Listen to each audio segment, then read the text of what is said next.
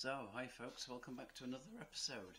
Since the last video, I have, by my standards, been travelling an awful long way. I've done quite a lot of miles. So, after Rose Cottage, things got a little bit more interesting because I went underground for the first time, and the time-lapse will follow this section immediately.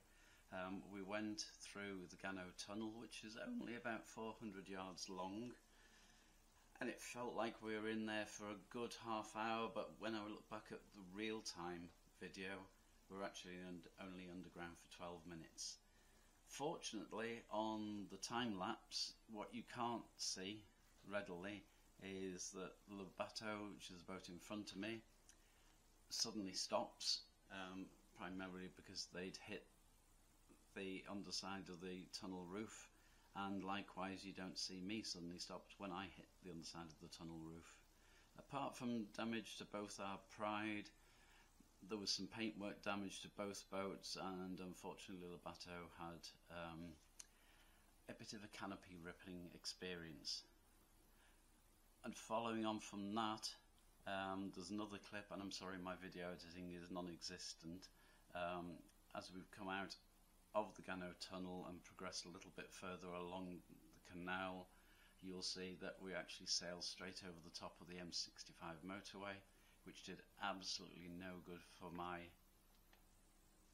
vertigo whatsoever. I'd walked it the day before and almost ended up crawling on hands and knees, but then having to stand up and sail over it, that was rather scary.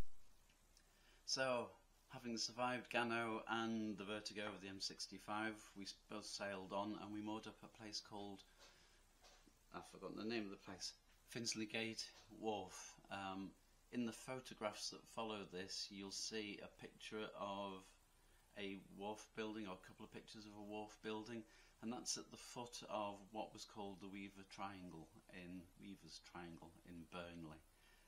Also in the photographs, I've put photographs of QR codes, which hopefully you'll be able to read and scan if you pause the video.